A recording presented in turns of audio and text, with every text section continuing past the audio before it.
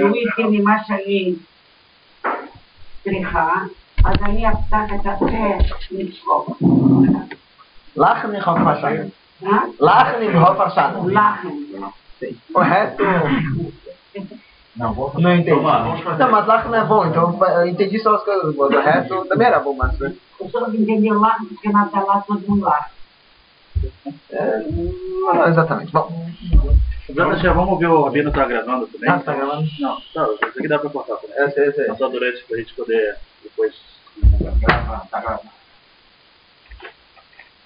Amanhã à noite é o dia 19 de Kislev. Muitos já escutaram falar sobre esse dia, mas talvez não sabem exatamente qual é o significado que esse dia representa, por que ele é chamado de Rosh Hashanah da Hassidut. Então hoje a gente vai procurar entender um pouco sobre isso, falar um pouco sobre isso. Uma pergunta que muitos fazem é por que estudar Hassidut? Por que o estudo da Hassidut? Porque a gente precisa da Hassidut. Muitos anos o povo judeu viveu e sobreviveu sem a Hassidut, porque de repente veio o Baal Shem Tov há 250 anos, um pouco mais já, e ensinou, divulgou a Hassidut, então agora a gente tem que estudar. Então vamos começar a explicação contando uma pequena anedota. Uma pessoa foi lá numa loja de automóveis, comprou o carro mais potente que tinha lá, uma Ferrari, sei lá, ele comprou o mais potente que tinha. Saiu, foi para a estrada, queria sentir, né? Acelerou ao máximo 50 km por hora. 50 km por hora, ele voltou direto para a concessionária, que isso tá com algum defeito. Os caras, não, vai consertar, lógico. Foi lá, testou, viu se era óleo, trocou, saiu de volta, nada.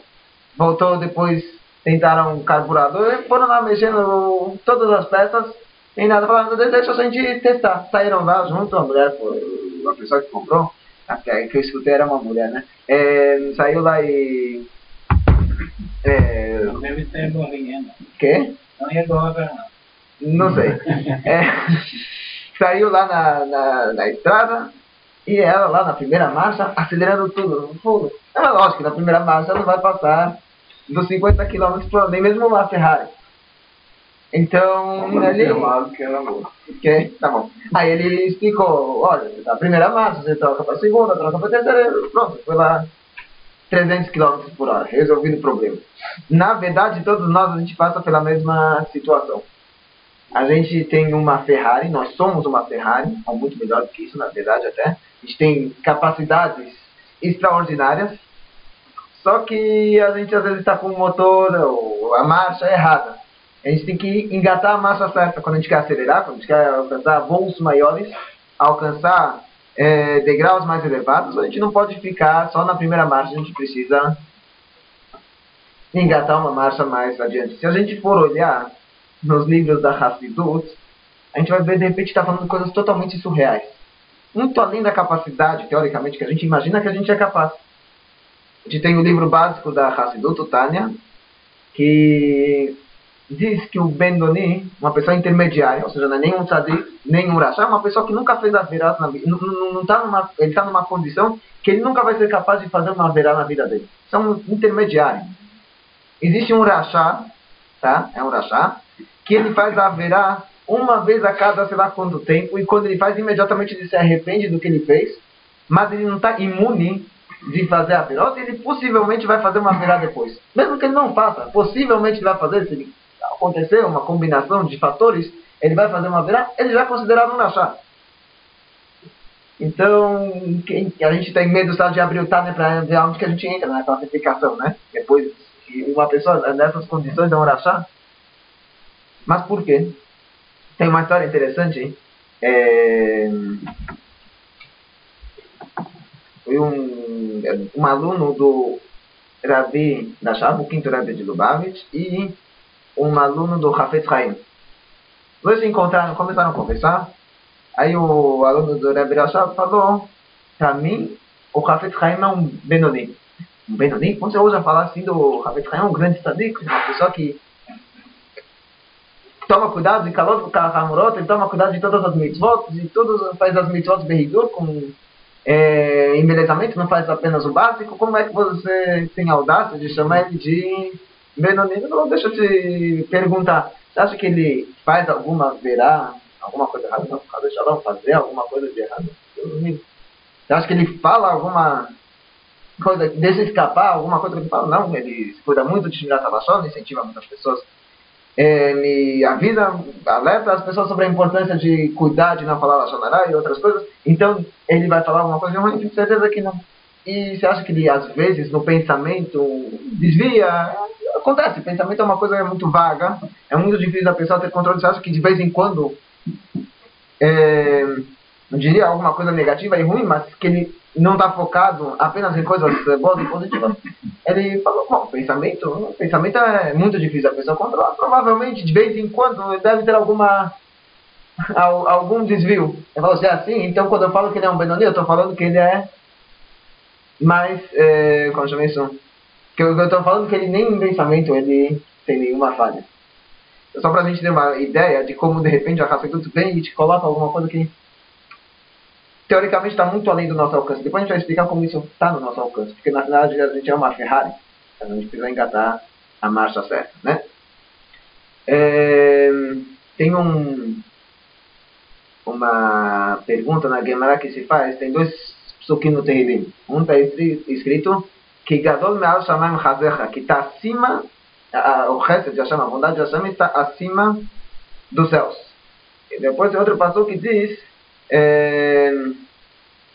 não me escapou o passuco, mas diz que o Chesed de Hashem ele alcança até os céus. Então, onde que ele alcança? Ele alcança os céus ou ele alcança acima dos céus? Daí, se não me engano, é Rava que responde, e a pessoa vai receber Chesed de Hashem, vai receber a bondade de Hashem de uma maneira que está acima dos céus quando ele estuda a Torá, Lishma. Quando ele estuda a Torá, fazer isso com a intenção apenas de servir Deus e não com outras intenções, segundo as intenções. Agora, a pessoa que estuda a Torá com outras intenções, segundo as intenções, então ele... então o resto de quem vai receber Hashem é um resto que está limitado ao céu, que o céu é o limite. Como? Bom, Mas quero chegar onde? estava fazendo antes uma introdução, trazendo ideias gerais e depois a gente vai dar... Aprofundar. Como? Aprofundar, exatamente.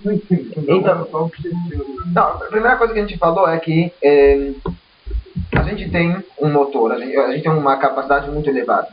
E a Hassidut nos exige que a gente se comporte dessa maneira elevada, dessa maneira que nós somos capazes de se comportar, não se basear, não se satisfazer, digamos assim, com o mínimo necessário, com o básico. A gente pode se exigir de nós mesmos mais.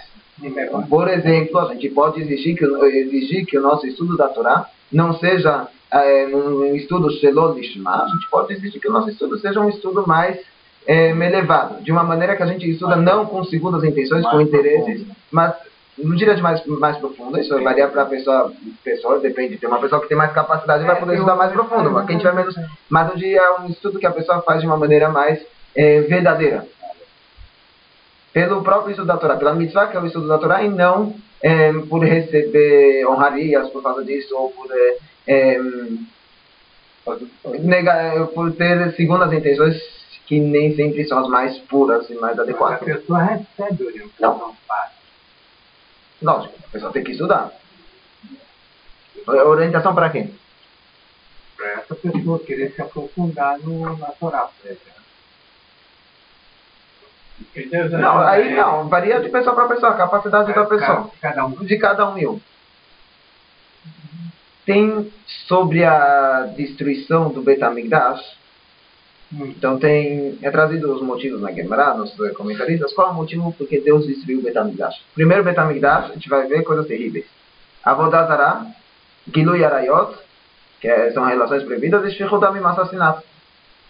Então são coisas terríveis e esses acontecimentos levaram à destruição do primeiro Bet HaMikdash. 70 anos de galuta, a gente voltou para Eretz Israel, segundo Bet HaMikdash.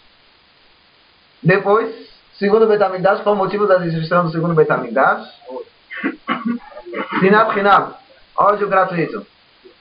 A Gemara diz, Alma Azva Aretz, por que Deus largou a terra? Alazavtem é Torati, porque vocês largaram a minha Torá. Será que eu dei a Israel parou de estudar a Torá? Logo depois da destruição do Beit HaMikdash, se escreveu a Mishnah, se compilou a Mishnah, Rabi Yehuda Nassi, Rabi Akiva, grandes Talmidei Chachamim que tinham naquela época. Será que se interrompeu o estudo da Torá? Não. O que quer dizer que Alazavtem é Torati, que largaram a Torá de Deus? Não largaram a Torá. A resposta para isso é Shelo Berchu B'Torah Tchila, que não fizeram Birkat a Torá antes do estudo da Torá. Muito estranho. Ok. Você acorda de manhã, foi estudar a Torá e não fez Birkat a Torá nos brachot, que a gente faz todo dia. Então por isso Deus vai destruir o Beit HaMikdash? Qual é a lógica? Então, teoricamente, Sinat Chinam é uma virá grave, mas não tão grave para destruir o Beit HaMikdash, para causar o galut de 2000 anos, quase com todas as perseguições e tudo que a gente sofreu. Muito pior do que Galut Bavel. E terceira coisa que a Gemara traz, Shehemidu Divrem Al-Din Torah, que eles estabeleceram as suas sentenças pela lei da Torá. Se pelo contrário, se você seguir as leis da Torá, vai seguir o que a Torá manda, então qual que é o erro disso? Os julgamentos vão ser de acordo com a Torá? O que tem de errado com isso? Porque isso foi o que causou a destruição do Beit HaMikdash. A gente está até hoje nessa galuta e sofrendo tudo que a gente sofre. Faz o menor sentido. A gente vai interpretar isso de uma maneira mais profunda. E a gente vai entender tudo o que está acontecendo aqui por trás. A gente vai ver como que os três têm um ponto comum. Primeira coisa que quer dizer que Sinat Chinam. Que? Que é gratuito, ódio gratuito. Ódio gratuito, aliás, a Havat Israel, como a Hassidut nos ensina. Aliás, vamos mudar um pouco aqui. Vamos analisar os acontecimentos, bastidores da época em que o Baal Shem Tov se revelou. E que ele começou a divulgar o ensinamento do estudo da Hassidut. O que acontecia naquela época? Como que era o mundo? O mundo da Tri, pelo menos. Em 1648 e 1649, na Polônia principalmente, teve os famosos pogroms. Naqueles anos, de uma maneira muito intensa, que levou a uma grande destruição do povo judeu. É chamado de Gzerat Tartat. Os decretos de Tafchet, que seria 5.408 ou 5.409. Tartat, são os decretos daqueles anos. Naqueles anos houveram pogroms muito intensos que levaram a uma destruição muito grande do povo judeu. Olha só que interessante. Muitos Yehudim europeus são, ou eram principalmente, comerciantes de diamantes. E tem um motivo para isso. Porque é uma maneira de você concentrar toda a sua fortuna numa pedra pequena que você pode guardar dentro da tua boca, que você pode levar dentro da tua roupa, escondido de alguma maneira. E se você precisar fugir, por causa das perseguições que sofreram ao longo dos anos, você consegue fugir carregando toda a sua riqueza. Se você tem bens, terrenos, posses e coisas, você não tem como levar isso. Um diamante era uma maneira deles poderem fugir e levarem as riquezas. E isso aconteceu muito naquela época, mas como teve aqueles pogroms, muitos Yehudim perderam suas riquezas. E isso causou com que as famílias não tinham mais dinheiro para sustentar o professor, no Melamed, para ensinar as crianças. Então as crianças cresceram ignorantes porque iam trabalhar junto com os pais. Tinham que ajudar no sustento da família. E se educou algumas gerações de pessoas extremamente fiéis, com muita emunah Hashem, com coração íntegro, com uma grande vontade de servir a Deus e fazer as coisas corretas, mas não sabiam como fazer, não sabiam o que fazer, não sabiam ler. Parece que assim, a maioria do povo não era letrado. Tá bom, mas então a gente vai chegar lá. É justamente isso que a gente vai querer fazer. Então teve uma grande defasagem de educação. Muita gente que não sabia estudar a Torá. Se a gente for olhar, a gente espanta, a gente acha que isso não é viável o que aconteceu. Mas naquela época cada cidade tinha 2 sinagogas. A sinagoga daqueles que sabiam estudar a Torá e dos que não sabiam estudar a Torá. Eles ficavam à parte, separados. Não tinham contato entre eles. Era uma divisão muito intensa. Isso foi na época que o Baal Shem Tov surgiu. Então tinha uma discriminação e uma divisão muito grande do povo. Não. Muitas vezes acontecia que aqueles que sabiam estudar a Torá eram porque os pais tinham condições de bancar ou porque os pais ensinavam, porque tinham tempo, ou sabiam e eles conseguiam ensinar mesmo depois do trabalho ou durante o trabalho conseguiam ensinar os filhos. Mas de uma maneira geral, uma divisão não era por causa de ricos e pobres, mas sim por letrados e letrados. Tem uma música de colônia, pelo menos nas colônias Chabad se canta, uma música chamada Ahavat Israel. Ele fala que uma das... Quem conhece a música? Uma das estrofes diz: o Baal Shem Tov fundou a Hassidut para retirar os judeus da Galut. Ele nos ensina a não diferenciar um judeu simples do que sabe estudar. Porque naquela época tinha uma separação muito grande. Uma história só do Baal Shem Tov, para a gente ter uma noção do que isso representa. Era na sinagoga do Baal Shem Tov, na cidade de Mejmut, Yom Kippur. Ele estava no meio da Tefilá e de repente ele pegou o talit, jogou em cima do rosto dele e ficou muito concentrado. E os alunos presentes lá na hora sentiram que tinha alguma coisa muito elevada, muito espiritual, que o Baal Shem Tov estava tentando de alguma maneira solucionar e que ele não estava conseguindo. Viram pela preocupação, e todo mundo começou a rezar com muita kavaná, com muita intenção, tentar. De alguma maneira, eles não sabiam o que era, eles estavam aqui nesse mundo, mas o Baal Shem Tov, um grande tzadik, estava entendendo coisas que a gente não é capaz de enxergar. Estavam tentando, de uma maneira ou outra, ajudar. De repente, chegou lá na sinagoga, um camponês simples, com roupas rasgadas, viu que estava todo mundo lá rezando, suplicando, chorando. Ele não entendeu o que estava acontecendo, mas ele foi lá, pegou um livro de ponta cabeça, colocou lá na frente, olhou lá, não sabe o que está escrito. Mas ele viu que as pessoas estavam chorando e cantando. Ele começou a cantar a música dele, que ele conhece lá da roça. Cocoricó, cocoricó. Ele começou a fazer o barulho do galo. E assim ele ficou por um tempo. De repente o Baal Shem Tov tirou o talit da cabeça, continuou a reza, e acabou em Yom Kippur. O Baal Shem Tov estava com muita alegria. Um estado de espírito muito positivo, muito elevado. E os alunos sentiram que aconteceu alguma coisa, que tinha alguma coisa. Alguém teve mais audácia, foi lá e perguntou para ele o que é que aconteceu. Ele explicou: olha, tinha um decreto, vi lá em cima nos céus, que tinha um decreto muito ruim contra o povo judeu, e que eu tentei de todas as maneiras anular esse decreto. Vocês, através das rezas, também tentaram, mas nada estava sendo suficiente. Até que veio aquele Yosi, começou a fazer cocoricocó, e ele fez isso com tanta sinceridade e com o coração tão quebrado dele não estar sabendo rezar e não conseguindo expressar aquilo que está no Mahzot. Ele conseguiu revogar todos os decretos. A gente pensa que o grande tzadik, o Baal Shem Tov, realmente é um grande tzadik, enxergava coisas que a gente não é capaz de enxergar, mas ele não foi capaz de anular um decreto que justamente uma pessoa simples foi capaz. Por quê? Essa diferença não existe. Essa diferença aconteceu, mas não deveria ter acontecido.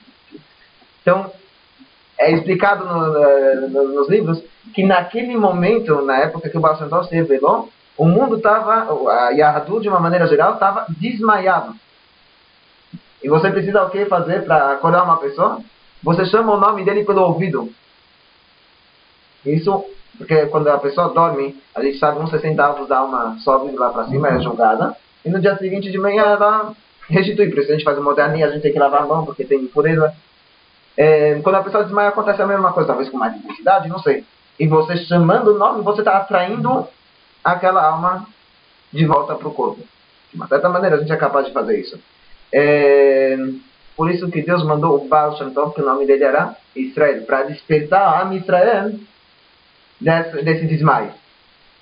Outra coisa que a gente vê como na ideia de Sinat Hinam, o Baal Shem Tov veio de uma certa maneira solucionar isso que tinha na época que ele se revelou. Número 2, a gente falou sobre Birkat HaTorah. O que quer dizer Birkat HaTorah? Tem uma pergunta que se faz: como é que a gente é capaz de fazer uma brachá para alguém? Que Deus tenha vida longa, que Deus tenha muito sustento, muita saúde. Quando a gente faz uma brachá, não é isso que a gente está falando. O que a gente está falando quando a gente faz uma brachá, então a palavra brachá tem um outro significado de hamshachah, que é emanação, ou aqui de cima para baixo, ou nós aqui de baixo, que é uma atração. A gente traz para cá para baixo uma força divina, que já existe, só que ela está oculta. E a gente revela isso quando a gente faz uma berachá. Então, quando a gente faz uma berachá sobre um alimento, a gente lembra que esse alimento foi Deus que criou. Shakol Ne'avid Varon. Tudo foi criado através da fala de Deus. A gente lembra que isso daqui não é apenas uma água. Tem uma força divina por trás disso. E a gente, quando faz a berachá, a gente está revelando isso. A gente está... Algo que é sabido, mas que as pessoas não pensam, e quando a gente fala, a gente está trazendo isso à tona. Então, a ideia da berachá é justamente... Berachá, o que é berachá? Uma reza. Uma reza, é. Uma reza. Só isso.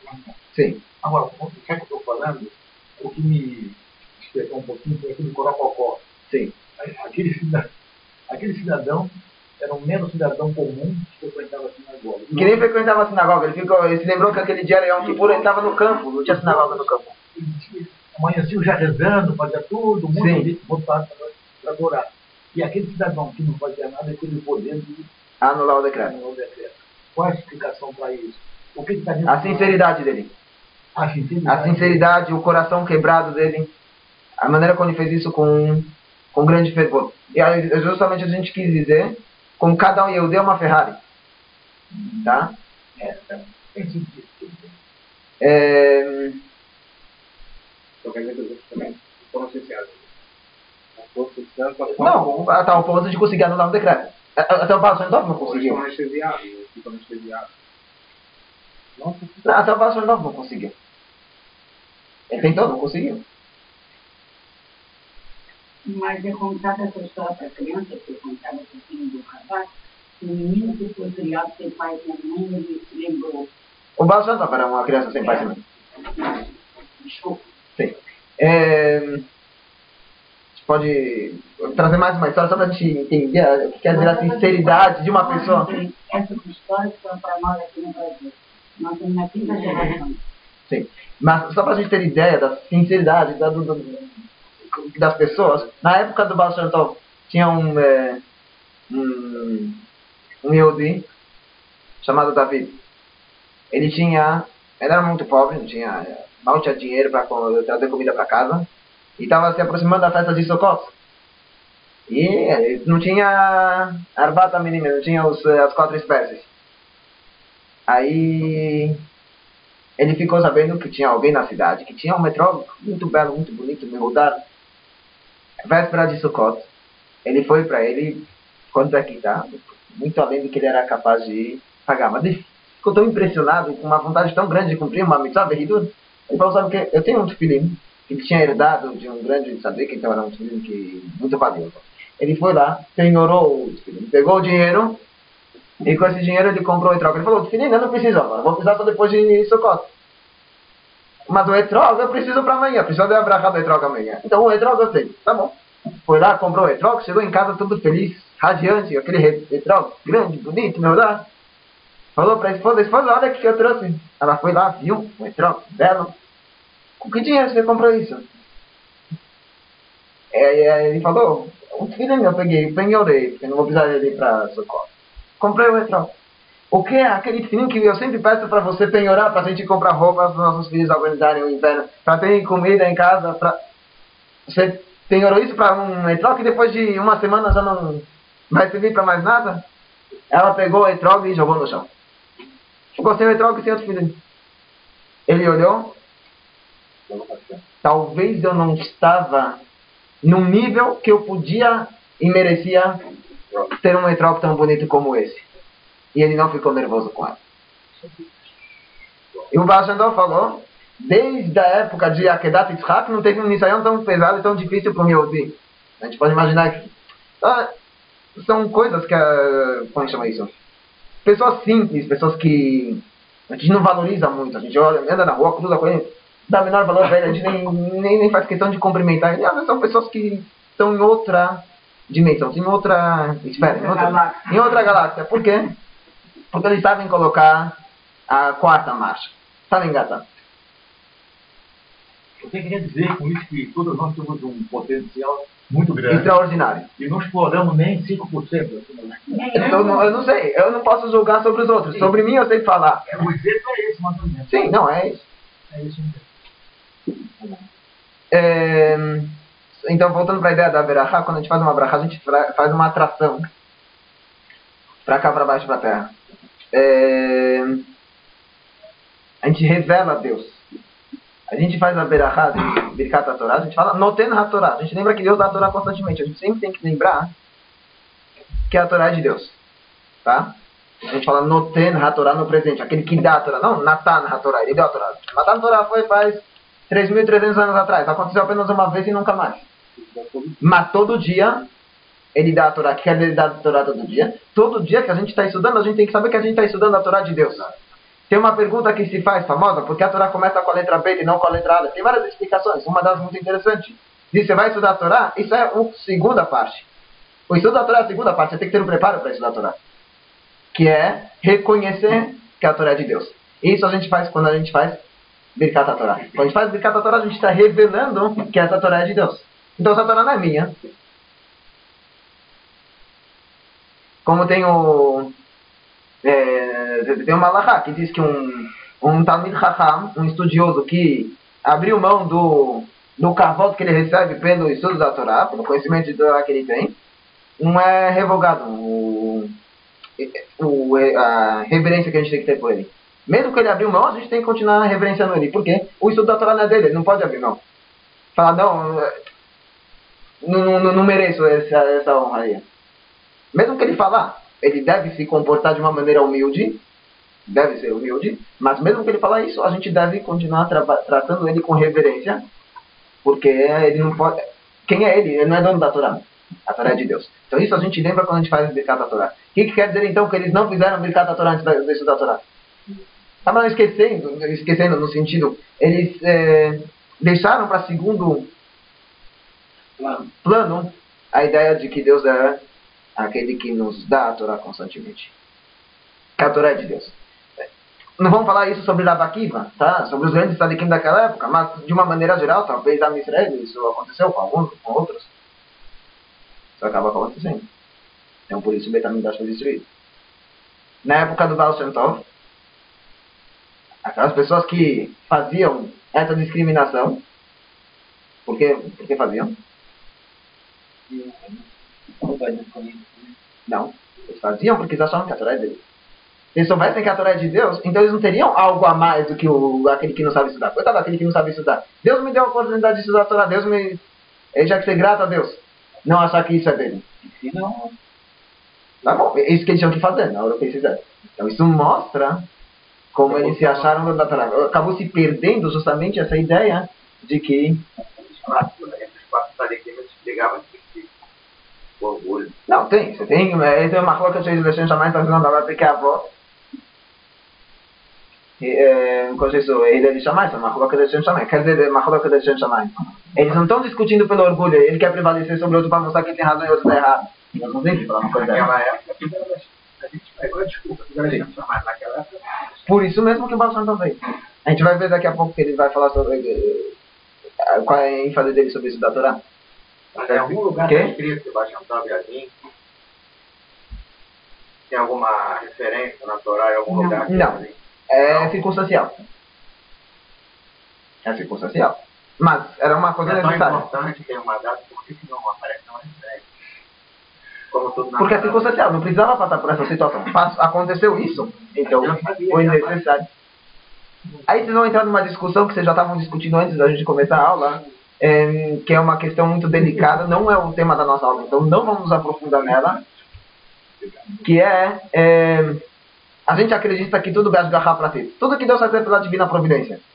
Tá? Até mesmo, Baal Shem Tov diz isso, até mesmo uma pequena planta que caiu, ela caiu com um propósito. Uma vez ele estava andando na rua, alguém falou, o que? Essa planta que caiu agora, ela caiu com um propósito? Ele falou sim, levanta ela. Levantou, tinha uma formiga embaixo. Estava precisando de sombra, essa planta caiu para fazer sombra para essa formiga. Tudo que acontece nesse mundo Não é por acaso. não é por acaso.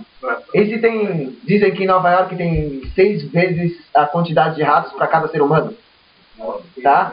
Então imagina, 120 milhões de ratos. Não, mas cada um desses ratos tem um propósito. Deus colocou ele no mundo. Por que 120 milhões, não 119.999? 119 milhões, 999. Por quê?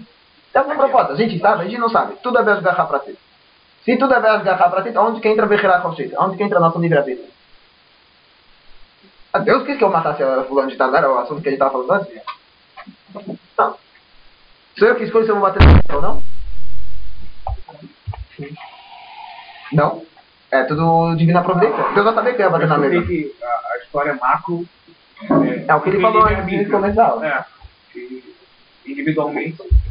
Isso é uma resposta. Não vou dar outra resposta porque senão a gente não vai terminar a aula hoje, tá? A gente fugiu muito do assunto. Mas então, o Baal Shem Tov tinha que vir no mundo? Foi circunstancial ou foi Be'ez Garra para ti? Foi Be'ez Garra para ti ou foi Bechirá Choshit? Foi alguma coisa que ele... Não é. De vez em quando a gente precisa, Deus não dá alguém para nos ajudar. Tem, lógico. Sobre o assunto da aula de antes, desculpa, não, só mais uma explicação sobre o que você falou. Está escrito que, digamos que fulano de tal assassinou alguém, só que não tinha testemunhos. Isso que é o caso. Fulano assassinou uma outra pessoa, não tinha testemunhos. Então ele não tinha como ter a sentença do tribunal de pena de morte. E outra pessoa matou alguém acidentalmente, só que também não tinha testemunhos, então não tinha como ir para Miklat, não tinha como ir para a cidade de refúgio.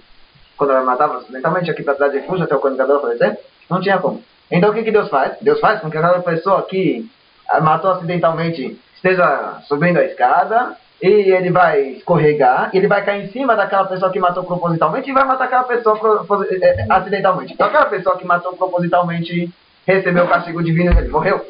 E aquela pessoa que tinha que ter ido para a cidade de refúgio porque ele matou acidentalmente, mas ninguém testemunhou, agora as pessoas testemunharam e ele vai para a cidade de refúgio. Então o que aconteceu? Ele escolheu escorregar? Não. Então isso aqui é Hashgacha Pratit. Então, Deus orquestrou as coisas para acontecer de maneira tal que aquilo que tinha que acontecer, acontecesse. Agora tem certas coisas que, digamos assim, não está na mão de Deus. O que quer dizer não está na mão de Deus? Deus ele nos concedeu o livre-arbítrio. Se ele quisesse nos controlar, ele ia nos controlar. Porque a Torá foi dada para o Am Israel, porque não foi dada para os animais e porque não foi dada para os anjos. Tá? Porque os animais e os anjos são iguais. Ambos não têm livre-arbítrio. Os animais eles têm a tendência de perseguir apenas aquilo que vai satisfazer os prazeres deles. E os anjos têm, já que eles enxergam Deus, eles estão num nível muito mais elevado. Eles não têm Yetzirará. Gemara diz, Yetzirará e Esberechem, ele perguntou lá, Moshe Rabbeinu para os anjos, vocês têm Yetzirará? Vocês têm pai e mãe para fazer que mudar para vocês têm? Não tem. Então vocês não têm o porquê cumprir Torá e Mitzvot. Para vocês não é um desafio. A Torá foi dada para quê? Para Israel. Por quê? A gente tem uma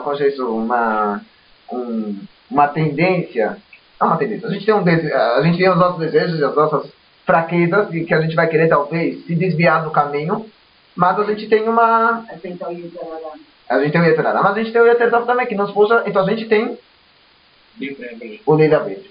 A gente tem o poder de escolher qual dos dois a gente vai seguir. Foi aí que e para nós que foi dado a Torá. Tá? A gente escolheu a gente porque estamos capazes.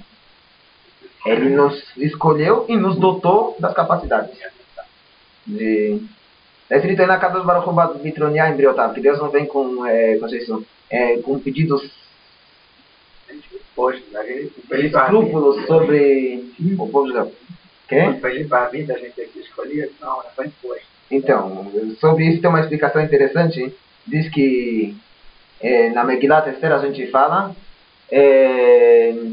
Kimu vekiblo Yehudim alehem ve'azaram, nós já passou para o final, que eles cumpriram e receberam a Torá,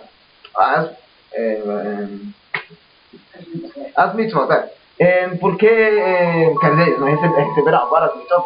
Matan Torá tinha sido mais de 900 anos antes, sei lá, muito tempo antes, mais de 900 anos antes da história de Purim, já havia sido Matan Torá.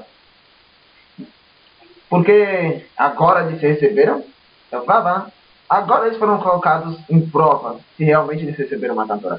É escrito que quando a gente saiu do Egito, Deus colocou uma montanha em cima da nossa cabeça e falou: ou você recebe a Torá, ou eu afundo a montanha em vocês, não precisa nem pagar a Hebra Kadisha. Por quê? Não aconteceu isso literalmente, ou sim aconteceu literalmente. Mas tirou do Egito, deu Kriyat Yamsuf, todas as riquezas dos egípcios, man caía do céu. E você vai falar para eles: não aceito a tua Torá? Eles foram forçados. Tá? E daí 40 anos de deserto, com man, Moshe Rabbeinu ensinando Torá dia e noite. Entraram em Eretz Israel, conquistaram Eretz Israel milagrosamente. Os Mishkan, antes da construção do Beit HaMikdash. O Beit HaMikdash são sempre período de alta, do auge, período positivo. Ser judeu naquela época não era desafio. Não era difícil. Não era obrigatório. Não era isso, desafiador, não exigia muito esforço da pessoa. Primeira vez que eles foram colocados numa prova de fogo, quando teve a Gzerá de Haman. Todo o povo foi colocado numa prova de fogo. Ou vocês aceitam, deixam de cumprir a luz, ou todo mundo morre.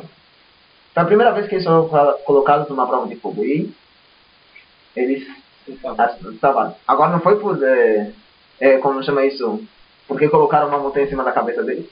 Não compensava. Não compensava. Você cumprir Torá e Mitzvot era pena de morte. E eles mesmo assim fizeram, então agora eles receberam a Torá. Até então eles não tinham recebido a Torá por eles. Tinha sido forçada. Exatamente. Mas não tem a Torá oral. Tem a Torá oral, sim. Mas a gente estava falando de uma maneira geral. Torá de Bertá, Torá de Balpé, tudo entrando na mesma. A terceira coisa que a gente falou, motivo pela destruição do segundo Beit HaMikdash, fizeram tudo a pedir, pela lei da Torá. Não, pedir. Shemidu Divrem al-Din Torá, que eles estabeleceram as palavras dele pela lei da Torá. Quer dizer, pela lei da Torá? Ao pé da letra. Não só ao pé da letra, apenas o mínimo necessário. E não Lifnim Mishurat Abim. E não tiveram, e não procuraram fazer aquilo que é mais adequado. Não tem tanta coisa que é bom. Mas existe um melhor. Sem querer... Não vou usar esse exemplo, porque é muito política. A pessoa, o Lula, a gente tem... Não, é até errado falar isso aqui. Depois eu te conto em off. O Lula, o pessoal pode chegar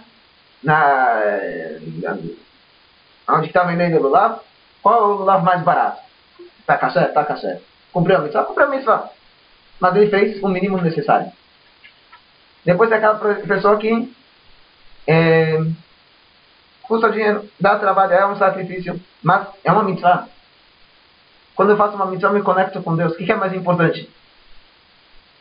Então eu vou fazer isso da melhor maneira possível. Eu quero que a minha conexão com Deus seja da maneira mais bela. Então eu vou procurar o etrog e o lulav mais bonito. Tá, tem algum que não entra no meu orçamento? Não entra, não tem o que fazer. Mas a pessoa não se satisfaz com o mínimo. Tá? Pegou, colocou o sininho na mão e na cabeça. Cumpriu a mitzvah. Mas existe a Kavaná. Existe a maneira como você faz. O preparo que você faz para fazer de uma maneira mais bela. Então quando eles falaram que eles faziam aquilo pela lei, faziam o mínimo necessário. Acabou o Shabbat, Havdalah. Mesmo no horário de verão. Pode dar 2, 3 minutos a mais, 5 minutos a mais. Entendeu? Que? Fazer por fazer. Então, tem o fazer por fazer, que você demonstra a falta de valor que você dá para isso. Quando chega aos assuntos que te interessam, aí você vai dar um valor a mais. Se tiver de esperar dinheiro, fica até meia. Como? Se tiver de esperar dinheiro, fica até meia-noite. Mas sempre pensando nos interesses próprios. Então existe na frase, se não me engano, do Maharal de Praga, ligado com o assunto, mais ligado com o assunto anterior sobre aquilo que a gente falou sobre Braha, Harbe Lamdu Torah, Veshachichu et Noten Torah. Muitos estudaram a Torá e esqueceram aquele que deu a Torá. Tá? Então às vezes você pode estudar, mas sem estudar não da maneira correta, automático, mecânica, anestesiado. Tudo isso está... O Rabino deu uma demonstração uma vez, um pouquinho longa, mas eles fizeram um teste, uma pesquisa, botaram um gato e botaram um chocolate no final. O rato foi, procurou e encontrou o chocolate. No dia seguinte, botaram o rato outra vez e já foi direto no chocolate. Sim. Então, ele percebeu. Já virou rotina. Já a mesma coisa, esquema, que nós, por exemplo, exatamente, nós dormimos, mas já temos uma regra dentro de nós, que nossa mente já vai direto ali. Já se torna uma exatamente. Mecânica. Vira mecânica. Então a gente acorda, coloca o tefilim, mas já vai no tefilim, vai fazer tudo. Mas aquilo não perdeu o significado. Mas naquela época, se fosse na época de hoje, será que venderia? Para todo mundo aqui botar tefilim? Não, aí você vai de casa para casa. Cada um é um. Cada um é um. Colocar um carranaco. Exatamente. Esperando alguma coisa. Mas vamos cumprir uma obrigação. Acho que é isso. O que o Baal Shem Tov nos ensina? Então o Baal Shem Tov nos ensina, número 2, esqueci de falar sobre isso, quando a gente falou sobre a Torá. Ele nos ensina o que é a Torá. Na Hassidut, de uma maneira geral. Além de tudo que a gente já sabe sobre a Torá, mas ele nos ensina algo que talvez é muito básico, que a gente esquece. Eles falam que a Torá é um manual do judeu.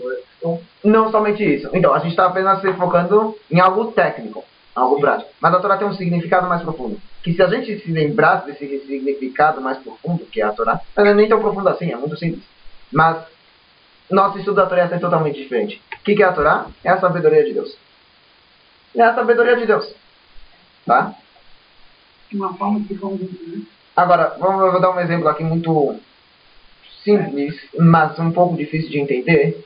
Aqui a gente tem um copo d'água. Tá?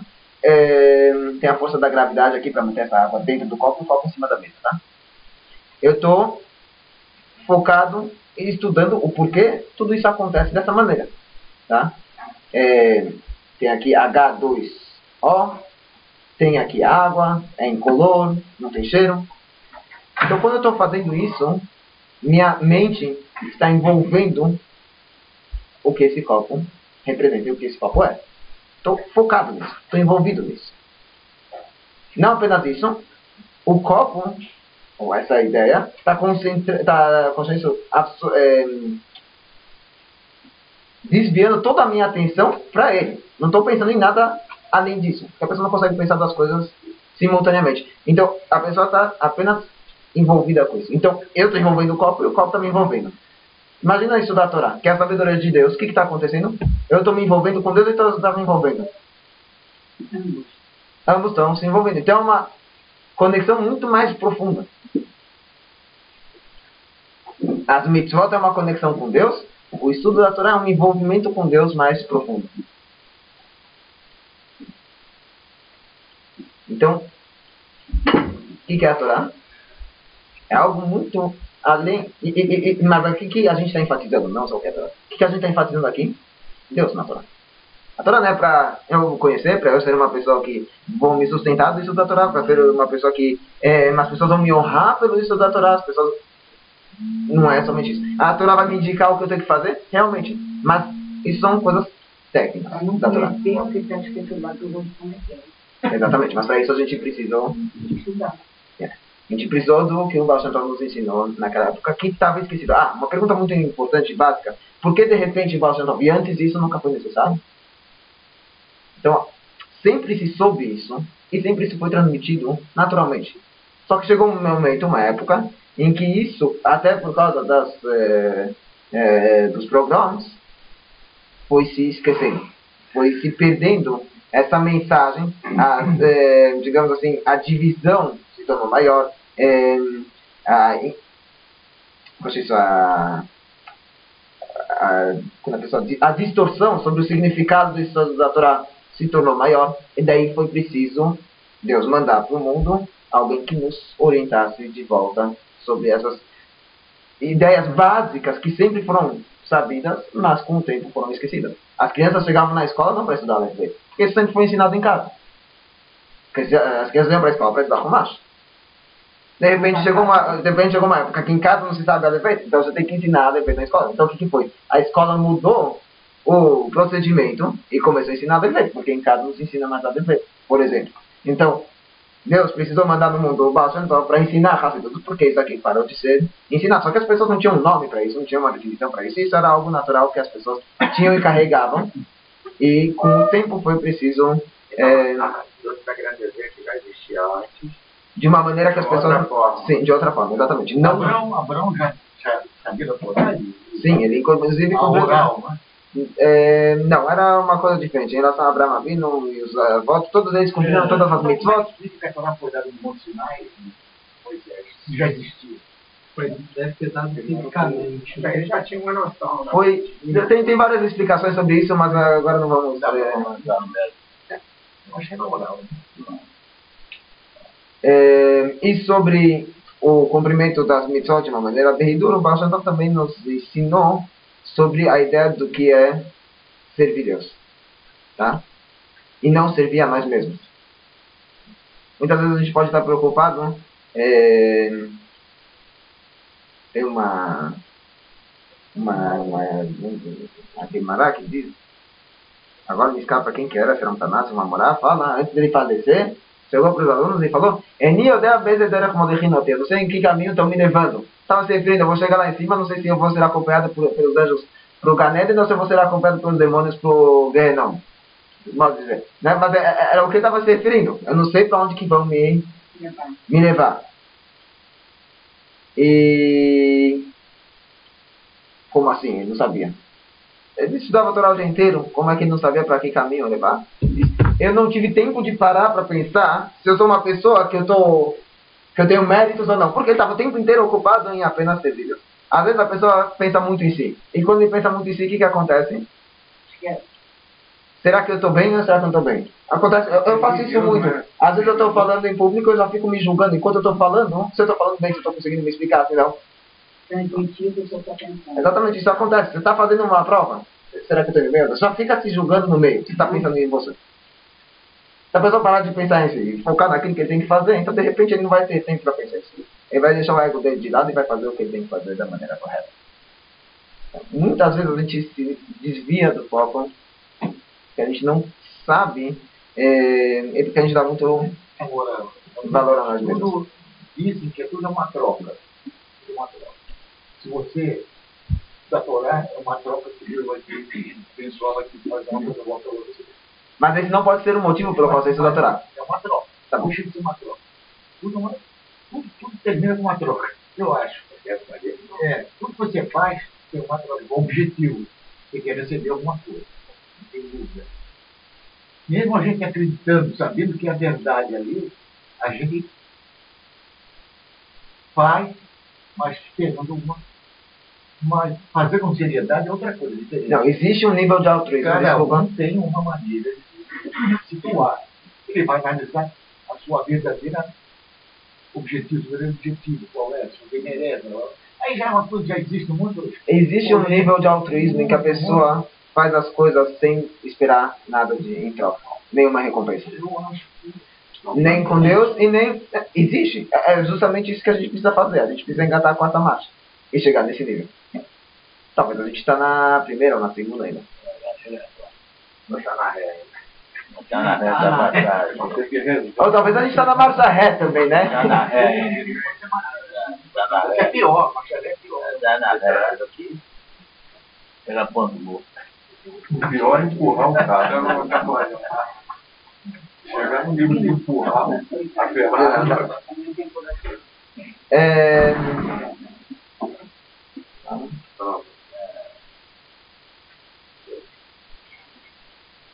A gente tem, só para a gente sintetizar isso de uma maneira melhor, O Zohar escreve Mashiach ata leatava tzadikaya betiuta.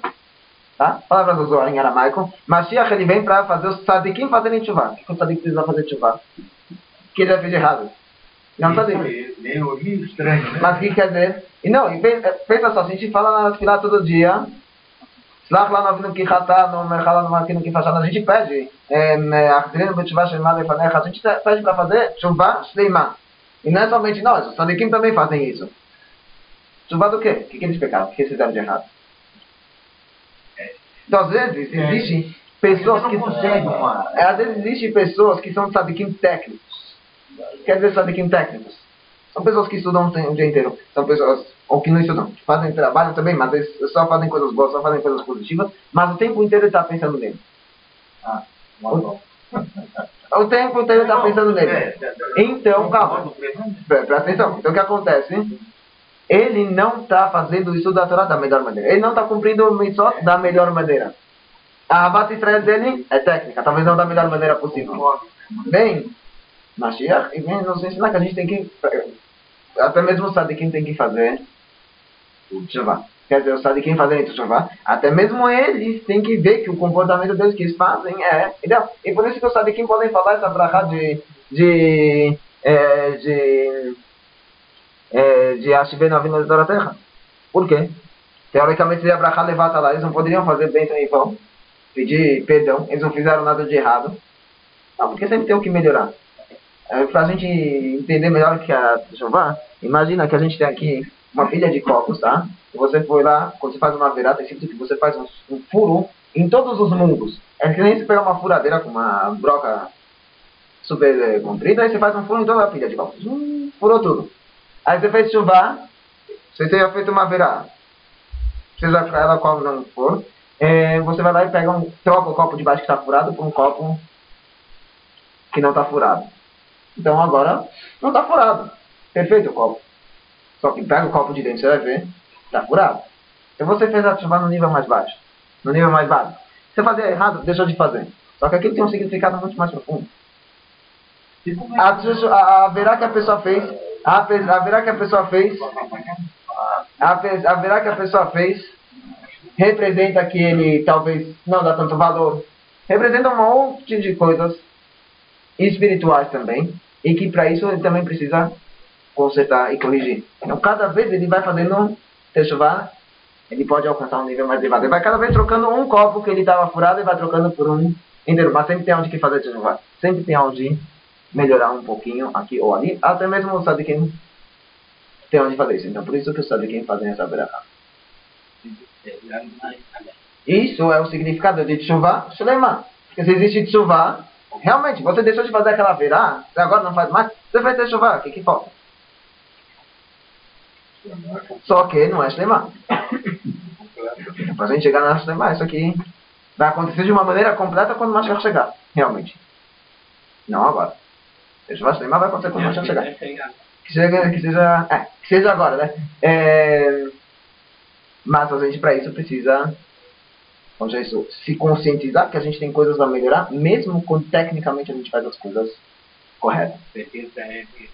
A gente está escrito que tudo que vai acontecer quando o Mashiach chegar, todas as recompensas que vão acontecer quando o Mashiach chegar, elas são frutos do que nós fizemos na época da Galut. Uma recompensa. Tá? Agora, não adianta eu, como já disse, plantar banana e colher maçã. Não vai acontecer. O fruto que eu vou colher é de acordo com o que eu plantei. Então, se a gente sabe que isso vai acontecer quando o Mashiach chegar, a gente tem que saber o que a gente tem que plantar. Se eu quero ter maçã, banana, perdão, e eu tenho que plantar banana. Não adianta eu plantar maçã, porque não vai ter banana. Certo? Então, se a gente quer receber, quando o Mashiach chegar, que os tzadikim vão fazer techuvá, que é parte do processo, então a gente, de uma certa maneira, tem que fazer esse tipo de techuvá também. Além de fazer techuvá sobre aquelas coisas que a gente faz errado, isso é óbvio, isso é básico. Mas o Baal Shem Tov também veio despertar Bnei Israel e aproximar Bnei Israel da Geulah. Então por isso ele já nos revelou, nos ensinou sobre a ideia de dos tzadikim fazerem techuvá. Até mesmo aquela pessoa que já faz tudo certo, ele tem uma maneira melhor de fazer isso. Tem mais tempo? Vocês que Mas isso como que o Valim do Sá também já fala. Boa pergunta. Mas, de uma maneira geral, os livros de Mussar são muito focados na pessoa. De uma maneira geral, eu, sinceramente, eu não estudei muito, mas um pouco já vi. Você vê muita ênfase em valorizar a recompensa que você vai receber no mundo vindouro, em detrimento do que você pode desfrutar aqui nesse mundo. Tá certo? Não sei. Okay? Não, é uma maneira. Não, vamos ser práticos. Você não consegue engatar a quarta marcha se você não engatar a primeira. Tenta sair de quarta, também não vai dar certo. Tá? Então, o básico, o cumprimento de Torah e Mitzvot mínimo necessário, isso todo mundo tem que fazer. Você não consegue chegar na quarta se você não engata a primeira. Tá? Então, se a pessoa não consegue, a pessoa não se estimula, tá? A estudar a Torá, porque você fala, olha, estudar a Torá é uma conexão com Deus, que você está envolvendo Deus e Deus está te envolvendo, é a sabedoria de Deus, não foi suficiente para te estimular, foi muito elevado, foi fora dos seus... Estuda a Torá porque você vai ser recompensado.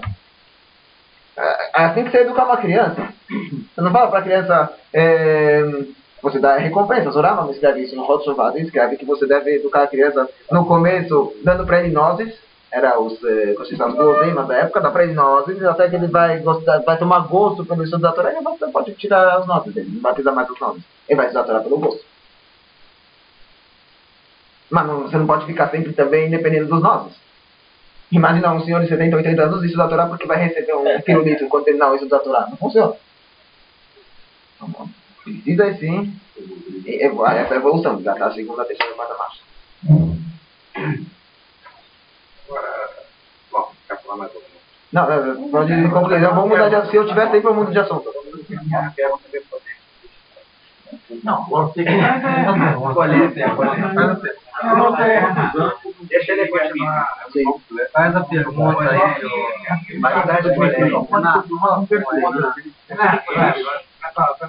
Tiveram uma universidade, por favor. Não. Tivemos vontade de querer Mas eles não podiam. Eles não podiam. mas em geral foi aí, né? Eu quero dizer que eles não são só robôs, eles trabalham para nós. Eles não chegaram para Deus e falaram, cara, vai dar Torá para os homens. Eles não questionaram. Questionaram porque eles têm. Eles não são só robôs. Mas justamente por isso eles não receberam a Torá, porque eles eram robôs. Mas robô não questiona. O que quer dizer não questiona? Aqui não era um questionamento por que eles estão recebendo a Torá. Aqui era um pedido. A Torá é pra gente, não pra eles. Era um questionamento por quê. A Torá era o que eles estavam reclamando. Eles estavam cobrando alguma coisa. Pedindo. E foi o que o Moshe Rabbeinu respondeu, justamente. Como vocês vão fazer a Avodat Zarah se vocês não têm Yetzirah? Vocês não tem como fazer a Avodat Zarah. Então, se está escrito não fazer a Avodat Zarah, para vocês vai ser supérfluo. Não precisa escrever. É para aqueles que têm... É interessante, sobre Esaú, tem um Medrash famoso, que ele passava na frente de uma casa de idolatria e Esaú queria sair. Quer dizer que Esaú tinha essa tendência natural? Então, cadê o livre-arbítrio dele? Não foi culpa dele. Só que Deus dotou ele das ferramentas e capacidade de, mesmo com toda essa inclinação e com essa preposição, digamos, dele não fazer. Tá? Foi outra coisa, ele não conseguiu. Ele tinha essas ferramentas e não usou. Caiu longe. Foi por isso que Yitzhak queria dar as brachot para Esaú. Ele queria tentar, de uma certa maneira, puxar Esaú. Dar uma força para ele, dar uma injeção de ânimo para ele conseguir sair dessa. Ele sabia que não ia ter jeito, então não. Vai se perder tudo brachot na mão dele, dá para ir agora. É isso que vocês falaram aqui. Ele falou, aquele que nasceu em Mazal Madim, se não me engano, num dos 7 signos, ele tem uma tendência de ser sanguinário. Não vai ser sofrido. Vai desperdiçar despejar esse sangue. Não vai ser morrer, por favor, né? Cuidado das crianças. Vai despejar esse sangue nos animais. Então, é uma maneira de você canalizar uma tendência natural sua. Tá? Então, uma tendência natural dos animais é perseguir, só que eles não têm esse poder de controlar as tendências deles. Os anjos também não. Os anjos eles são forçados a verdade é tão clara perante os olhos deles que eles não têm dúvida. Eles enxergam Deus de uma maneira tão intensa que se você enxergasse, você ia ser um tabigamento. Pode ser que você não sei. Mas rapidamente eu vou, como diz isso, sair um pouco do Baal Shem Tov e andar 2 gerações para o Admor Azaken, o autor do Tânia. Dia 19 de Kislev, à meia-noite, a libertação dele da prisão. Por que isso é tão importante? Porque esse dia foi escolhido como o dia Rosh Hashanah da Hassidut, o ano novo da Hassidut. Interessante, vamos pensar que esse nome, Rosh Hashanah da Hassidut, quem que inventou ele? Algum aluno dele decidiu? Não foi bem assim. Foi o Rebbe Rashabaken, que a gente falou antes sobre a história do Chavetz Chaim. Ele escreveu uma carta, uma vez ele ia estar em Lubavitch, e os Hassidim estavam muito chateados que ele ia estar no dia 19 de Kislev, porque ele falava muito pouco. Então, mas no dia 19 de Kislev era uma época que ele sempre, ocasião que ele sempre falava, ensinava os Hassidim.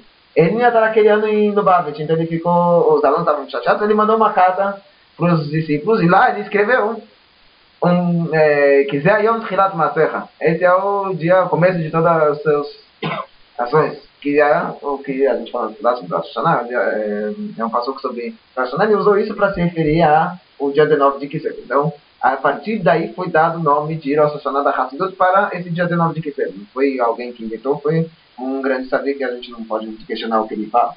Tem uma história interessante, chegou um aluno do Rav Chaim Moiser, daquela época, e não era, esse aluno não era dos mitnagdim, que são chamados aqueles que não eram tão a favor do estudo da Hassidut, e chegou para ele, apresentou a carta e falou, tá vendo, então está escrito na Mishnah, são 4 Rosh Hashanah, agora tem 5 Rosh Hashanah, tem o Rosh Hashanah da Hassidut agora. Aí ele falou, está escrito na Mishnah que são 4 Rosh Hashanah, você só se lembra de um, então você diminuiu de 4 para 1. Então um que eles fazem lá no quinto dele, não é problema. Foi a resposta dele. Só entre parênteses, mas por que justamente o dia 19 de Kislev foi chamado de Rosh Hashanah da Hassidut? Eu vou rapidamente resumir aqui um acontecimento, talvez fatos pouco conhecidos, talvez assim, de uma maneira geral, mas que mudam totalmente a nossa visão sobre o estudo da Hassidut, tá? No dia, o Baal Shem Tov, ele começou a divulgar Hassidut, ele tinha 60 alunos assim muito próximos deles, que eram grandes estudiosos, e que era o chamado a Hevraya Kadisha, não Hevra Kadisha, o grupo sagrado, tá? Eram alunos muito especiais. Quando o Baal Shem Tov estava para falecer, ele nomeou o Maggid de Mezritch como o sucessor dele, que vai continuar liderando os Hassidim, tá? Diferente do Baal Shem Tov, que fazia várias viagens, e assim ele divulgava Hassidut, o Maggid de Mezritch ficava no lugar dele e mandava os alunos dele para vários lugares da Europa, porque lá onde ele estava estabelecido, para divulgarem a Hassidut. E de uma certa maneira, cada aluno ficou responsável por uma região. Tá? Quando o Maggid de Mezritch faleceu, antes de falecer, ficou decidido que tinha um discípulo dele chamado Rabi Menachem Mendel Mihoredot, ele ia ser o líder dos Hassidim por 5 anos, e daí ele ia ir para Israel. E foi o que de fato aconteceu. Ele foi para Israel, e a partir de então, cada um virou seu próprio líder. Cada um na sua região, no seu local, ficou responsável, digamos assim, por aquele local. Por isso, todas as Hassiduyot levam nome de lugares. Bur, Vizhnitz, Bogor, tudo isso são nomes de lugares nessas cidades, regiões na Rússia, Bielorrússia, Lituânia, Ucrânia, países lá do leste europeu, são Breslav na Ucrânia, todos esses aqui são, na verdade não é nome de lugar, Breslav é diferente, mas vamos chegar lá. Todos eles levam nome de locais. Alguns tinham, por exemplo, uma pessoa que era o mentor lá, e ele tinha 2 filhos, então se subdividiu a área dele Em dois, um filho ficou responsável por uma área, outro ficou responsável por outra área, e assim foi. Por isso que existe aquilo que a gente chama Hassidut de primeira geração, de segunda geração, terceira geração, se é a única Hassidut que, além do nome do local, é lembrado de uma maneira diferente, é a Hassidut Chabad. Chabad não é nome de local, Chabad é Chokhmah Binadar. Lubavitch é a cidade, na Rússia. Quase na Ucrânia, quase na Bielorrússia, Lubavitch. Mas o nome Chabad é algo totalmente diferente. Chabad quer dizer Chokhmah Binadar. Por quê? Se a gente for olhar a maneira como o Baal Shem Tov ensinava Hassidut, ele ensinava de uma maneira muito sintética. Um discurso dele podia ter meia página. Era um discurso do Baal Shem Tov. E ele ligava muito com os discípulos, não através do estudo, mas através de brachot, através de envolvimento com as necessidades de cada um. Isso era mais a maneira do Baal Shem Tov e do Maggid Medrich. E todos os alunos do Maggid seguiram essa mesma bandeira.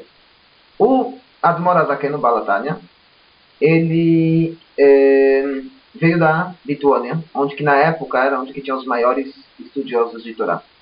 E ele próprio foi um grande estudioso de Torá. Ele já tinha escrito o Shulchan Aruch com 20 anos de idade, se não me engano, ele tinha 19, 20 anos de idade, quando o Maggid Medrich falou para ele escrever o Shulchan Aruch, uma idade muito jovem, um grande conhecedor de Torá, e ele tinha 22 anos, perdão. E o Maggid Medrich, sabendo disso, falou, ele vai ser o responsável pela Lituânia. Porque os outros não vão conseguir penetrar lá. Ele vai conseguir penetrar lá porque ele vai ter o argumento, ele vai ter o diálogo, digamos assim, da linguagem dos grandes Talmidei Chachamim, tá? Que estavam concentrados naquela região. E ele desenvolveu o que é chamado de Hassidut Chabad, que é a Hassidut não apenas de uma maneira sintética, com ideias muito básicas, explicações simples até, ou às vezes profundas, mas sem muita explicação, mais tipo Kabbalah, é assim que é e acabou. Não, ele desenvolveu um raciocínio inteiro por trás disso. Uma lógica inteira. Então os discursos dele eram mais longos, e ele decidiu imprimir o Tânia. É um livro inteiro, são 53 capítulos, mais outra parte de 12, mais outra parte de 12.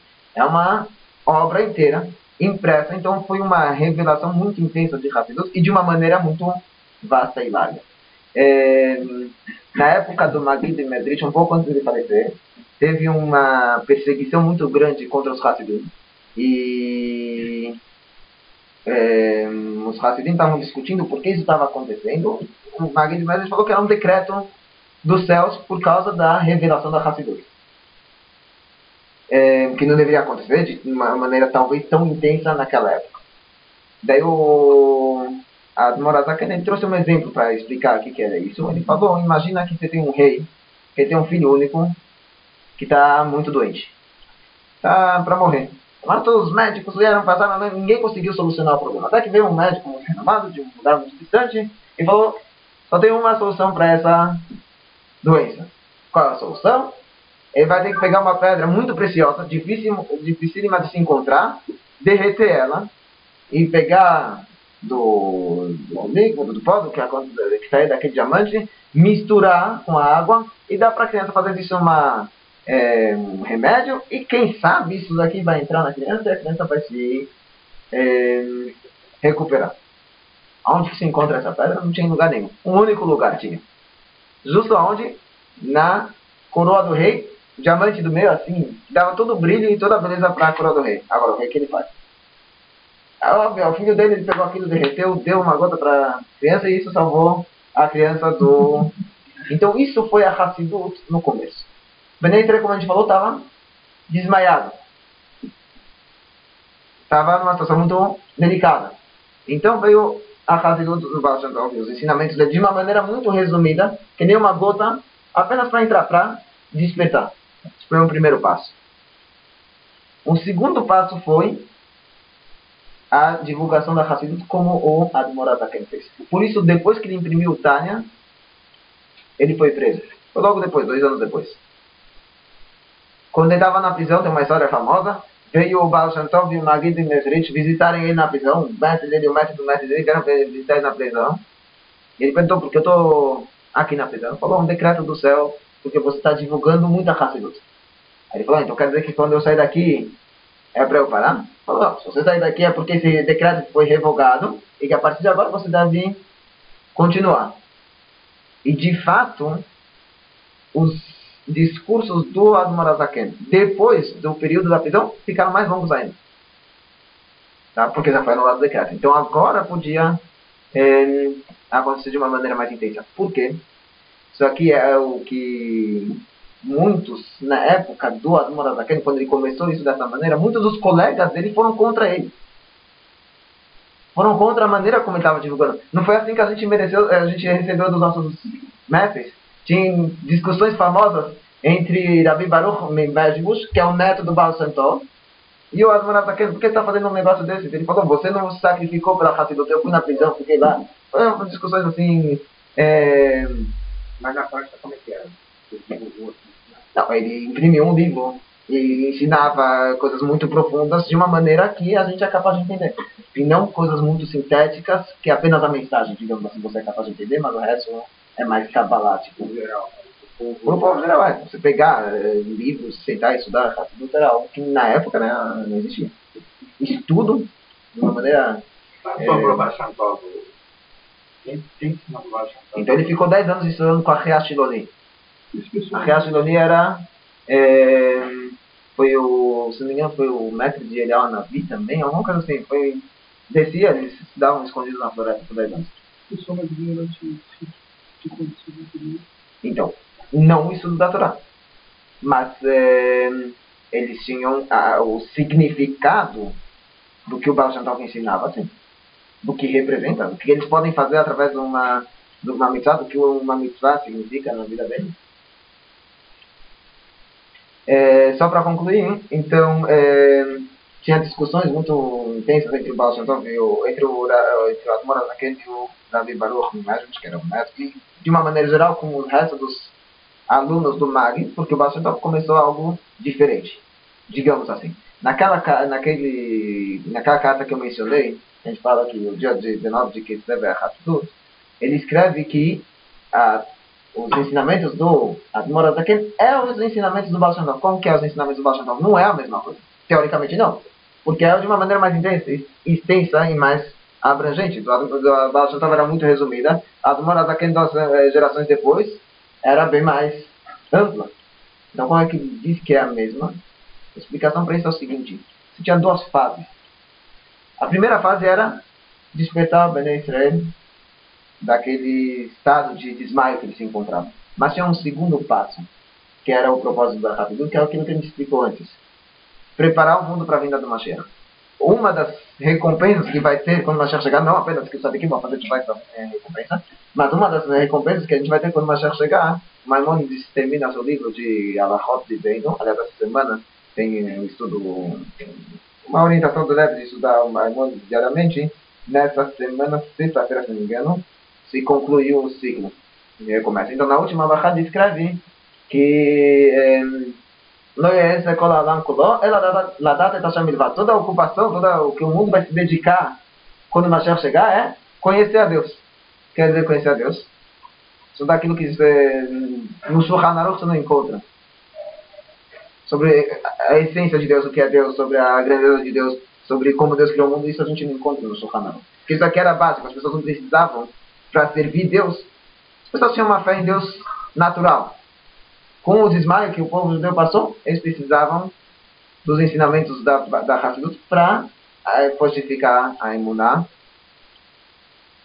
em Deus e tudo que a gente explicou, para a gente poder receber a recompensa de Mashiach chegar. Quando Mashiach chegar, a ocupação vai ser apenas o conhecimento de Deus. Então, já na época da Galut, de uma certa maneira, a gente tem que se preparar para isso. A gente se prepara para isso não com discursos de meia página que nem dá para entender direito, tinha que ser com um estudo vasto e com explicações, e por isso o Admor Azaken, ele instituiu a Hassidut Chabad. É interessante, o nome de Hassidim, para os Hassidim, quem que deu?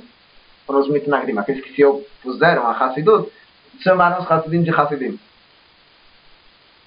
E o nome de Hassidei Chabad para os alunos do Admor Azaken foram os colegas do Admorazaken, que eram Hassidim, mas não eram a favor dessa maneira, falaram, esses são os Chabadkim. Eles são aqueles que procuram entender e ter o conhecimento, usar o Chokhmah Vinadat, a sabedoria, o entendimento e compreensão na Hassidut. Então foi daí que surgiu o nome Chabad, e por isso mesmo o Rosh Hashanah da Hassidut é o dia 19 de Kislev, porque é o dia 19 de Kislev que marca, digamos assim, a anulação daquele decreto que impedia ele de divulgar a Hassidut, porque na verdade o propósito pelo qual o Baal Shem Tov começou a Hassidut era para trazer a vinda de Mashiach, só que naquele momento não podia trazer da noite para o dia, de repente, tudo, e aconteceu uma... o mundo não estava preparado para receber isso, então teve que gradativamente acontecer esse preparo. Sim. Hoje em dia, sim. Hoje em dia você vai em Eretz Israel e nos Estados Unidos, principalmente, onde que tem muitos Hassidim que não são Hassidim Chabad, que eles participam, estudam muito mais Hassidut do que os próprios Hassidim Chabad estudam. É impressionante. Você vai, isso é muito comum isso. Agora é interessante, isso também é interessante. Eles estudam muito a Hassidut do Admorazaken, não das gerações seguintes. Os outros elementos de Chabad não se faltam muito. Essa história é há quantos anos atrás que ele foi libertado da prisão? 216 anos, se não me engano. 1798. 216 anos. Desde a general, já sabia. Sim, não sei se sabia como forma de conhecimento de estudo ou se a aplicação, o que a Hassidut representa, o que a Hassidut quer causa, era a coisa natural das pessoas. Ponto de origem, nasceu de alguma coisa. Alguém passou igual. Então, por exemplo. Sim, eu entendi. Moshe Rabbeinu revelou, vai dar Berashem no Moshe Lemor. Deus disse para Moshe, Moshe transmitiu. Da onde que ele recebeu isso? Nós não somos Rebbeim, nós não temos esse poder de receber consciência e inspiração divina. Só para vocês terem uma ideia, alguma coisa talvez muitos não saibam, quando o Rebbe falava Mamarim, ele segurava um pano, tipo um lenço, nos dedos dele. Que era uma maneira dele se segurar nesse mundo e da alma não se desprender. Porque era um momento de revelação divina que estava saindo através da boca dele. Óbvio, tinha um preparo inteiro para isso. E uma pessoa especial, não é qualquer um que pode fazer um negócio desses. Tá? Ele, quando teve um problema de coração, logo depois ele começou a falar, mas ele estava sendo acompanhado pelo eletrocardiograma, enquanto que ele falava. Então, quando ele falava assim, era mais, o coração estava mais acelerado. Ele falava estudo, resposta, pergunta, era uma sequência mais lógica. Então era mais ping-pong. Então era mais acelerado. Quando ele falava mamar, o coração era num ritmo, o mesmo ritmo, sem muita, porque não era algo que vinha, digamos assim, dele. O que é nevoar? Uma ótima... É escrito que os Neviim, os profetas, quando eles profetizavam, eles faziam a Hafshatat Hadgadim. Tiravam as roupas. O que quer dizer tiravam as roupas? Ficavam pelados? Pode ser, não sei. Mas eles faziam isso, obviamente, não dentro do acampamento, saíam fora do acampamento para fazer isso. Mas tem um significado mais profundo por trás disso. Quer dizer tirar as roupas é você ignorar as suas existência, o seu pensamento, sua falação, que são representados pelas roupas, e você ser um veículo de transmissão puro, tá? Desculpa, mas, por exemplo, você tem alguém que é extremamente pobre, só que está vestido com as roupas mais chiques. Você olha para ele, não, é um cara super fino. Não é. Então a roupa muitas vezes engana. Muitas vezes a roupa dá uma outra dimensão, uma outra aparência do que verdadeiramente é.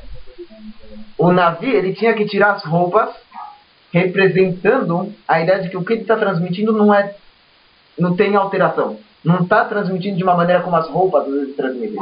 Às vezes a roupa dá uma impressão errada, equivocada, certo? Ele vai transmitir aquilo que é a verdade. Então não pode ter a influência, não pode ter a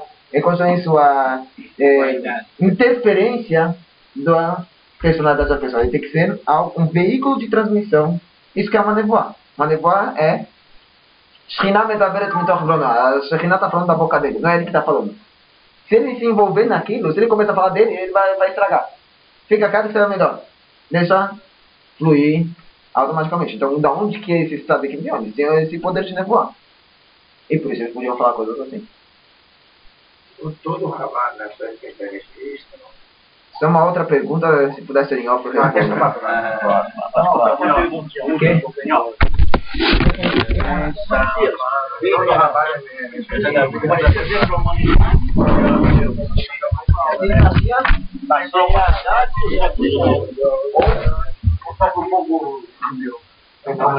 Humanidade.